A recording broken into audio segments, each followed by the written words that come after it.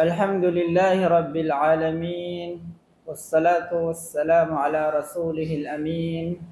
Wa ala alihi wa sahbihi ajma'in. Amma ba'd. Ang papuri ay tanging kay Allah subhanahu wa ta'ala lamang, ang Panginoon ng lahat ng nilikha. Nawayang pagpapala kapayapaan ay mapasa kanyang sugo at propeta na si Muhammad sallallahu alaihi wasallam. Sampu ng kanyang pamilya kasamahan at sa lahat ng tumahak sa kanilang landas hanggang sa huling araw. Mga kapatid sa pananampalataya, alhamdulillah, napakabiyayang araw. Jumo ito para sa atin dahil dito na naman tayo ngayon sa maktab na ito. Islamic Center dito sa Yanbo. Nagsasama-sama upang mag-aral ng ating pananampalataya, makipag-sharing ng kaalaman. Ang khutbah, mga kapatid sa pananampalataya, ay patungkol sa mga dahilan kung bakit bumababa o tinatamaan ng pagsubok sa puna ang isang mananampalataya. Alamin natin, mga kapatid sa pananampalataya, na ang pagsubok na ito ay sunnatullahi al-kawniyah. Ito ay kaparaanan, batas na ito ni Allah subhanahu wa ta'ala. Ang pagbabarang pagsubok ay may kalakip na wisdom, hikmatun azima, may layunin kung bakit ito nagaganap sa mga mananampalataya. Walang nakakaligtas sa pagsubok. Sinabi ng Allah subhanahu wa ta'ala, وَنَبْلُوكُمْ بِالشَّرِّ وَالْخَيْرِ فِتْنَةً وَإِلَيْنَا تُرْجَعُونَ. At sinusubok namin kayo ng masama at mabuti. Ito ay pagsubok sa inyo, test namin sa inyo. وَإِلَيْنَا تُرْجَعُونَ. At sa amin kayo babalik. Ang sa ibang aya sa surat Al-Baqarah, sinabi ng Allah subhanahu wa ta'ala, وَلَنَبْلُوَنَّكُمْ بِشَيْءٍ مِنَ الْخَوْفِ وَالْجُوعِ وَنَقْصٍ مِنَ الْأَمْوَالِ وَالْأَنْفُسِ وَالثَّمَرَاتِ. Tunay kami ay sinusubok kayo بِشَيْءٍ مِنَ الْخَوْفِ, ng alinman, tulad ng pagkatakot, وَالْخَوْفِ وَالْجُوعِ, ng paggagutom, wa naqasim minal amwali wal anfusi was samarat, at kakulangan sa yaman at buhay, was samarat, at mga bunga, ibig sabihin mga pananim.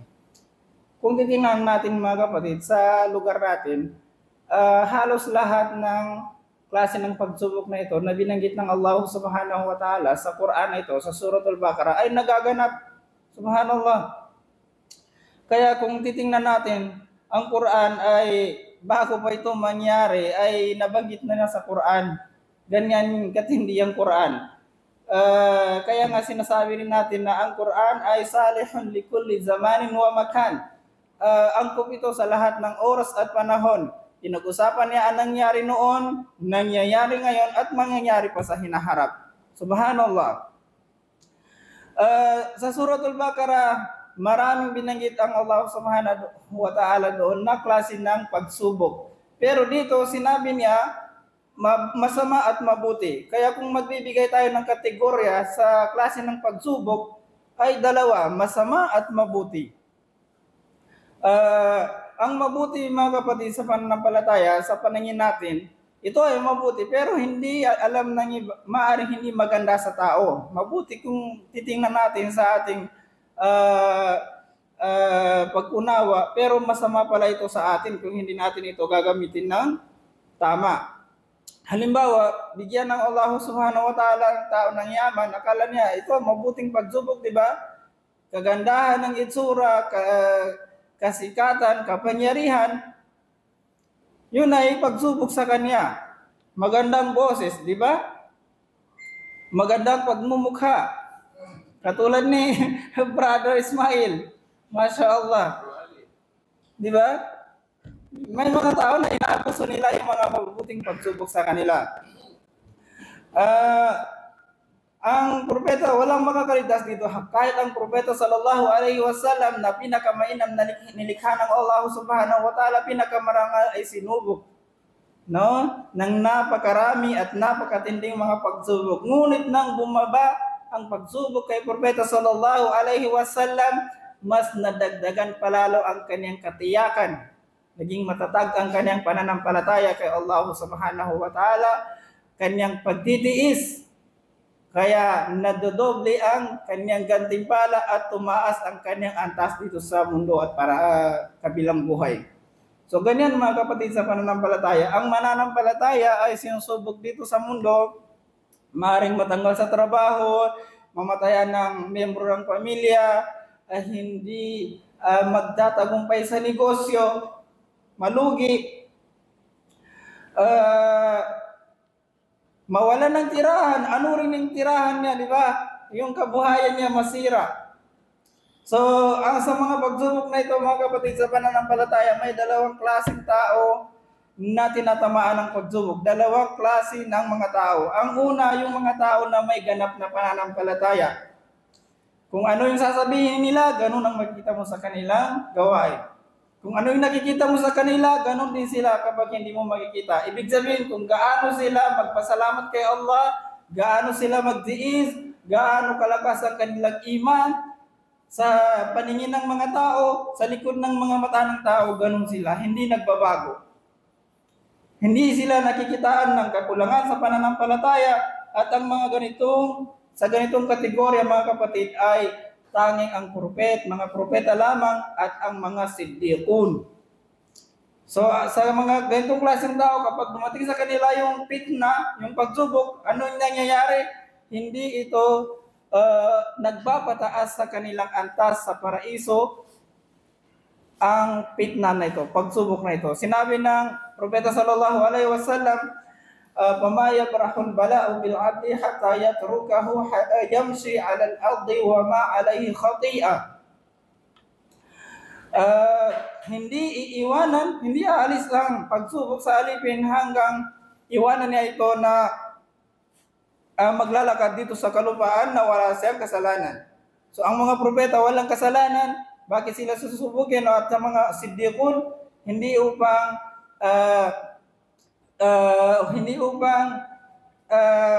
bawasan ang kanilang pagkakasala, hindi upang punan ang kanilang pagkakamali, bagkus upang itaas ang kanilang mga antas. So napakaganda, di ba? Sana maging ganun tayo.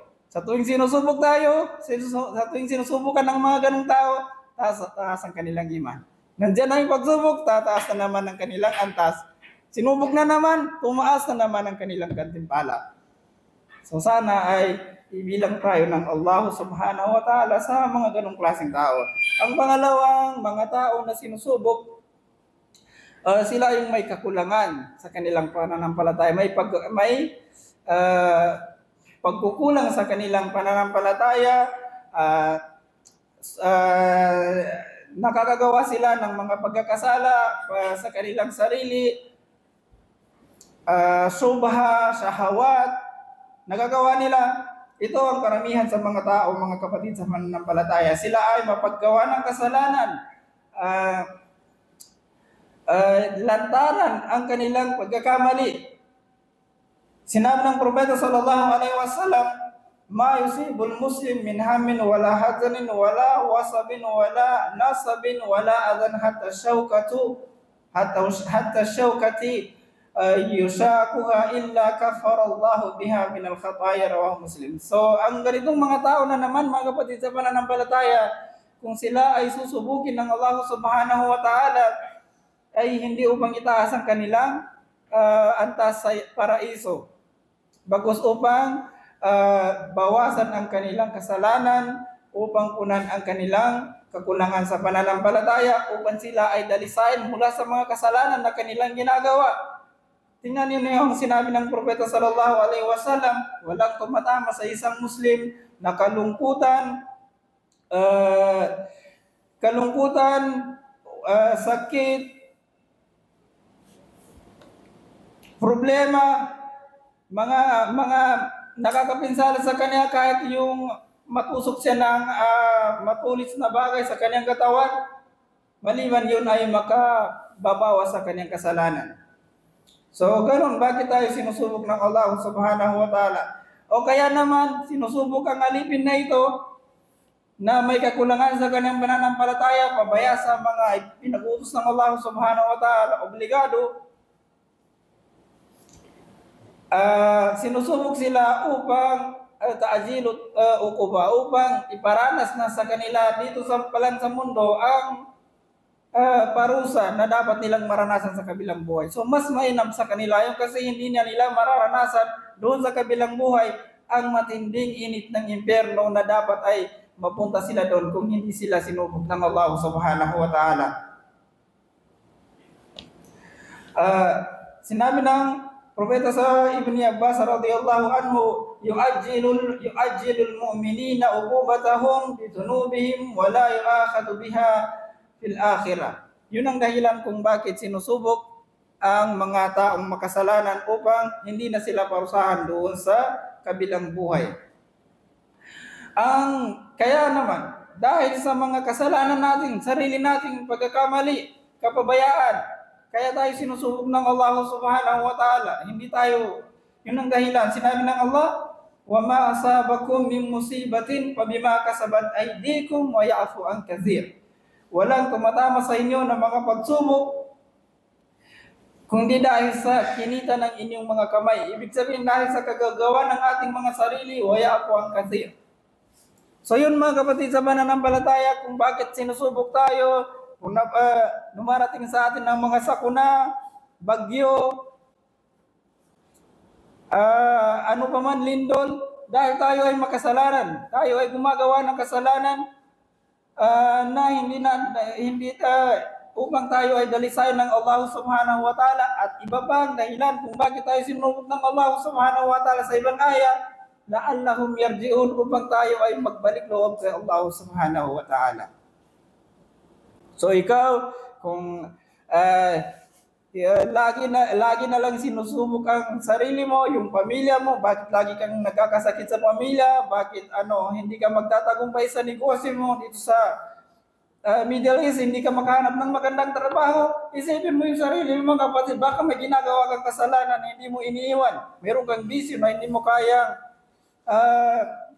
alisin. Sa pamamagitan ng kasalanan na yan na patuloy mong ginagawa, sinusubok ka ng Allah subhanahu wa ta'ala, at yun ay kabutihan sa iyo. Kaya kung gusto mong makawala sa mga ganyang klaseng pagsubok, ay iwanan mo ang pagkakasala kay Allah subhanahu wa ta'ala, upang sa ganon, hindi ganyan katindi ang pagsubok sa iyo na darating sa iyo. At kung susubukin ka man ng Allah subhanahu wa ta'ala, ay hindi upang bawasan ang iyong kasalanan, upang parusahan ka ng maaga, kundi upang itaas ang gantimpala sa iyo. So para maalis ang pagsubok na ito mga kapatid sa pananampalataya, ay kailangan natin magbalik loob kay Allah subhanahu wa ta'ala, tulad ng sinabi ni Ibn Abbas radhiyallahu anhu, Allahumma innahu la yazalu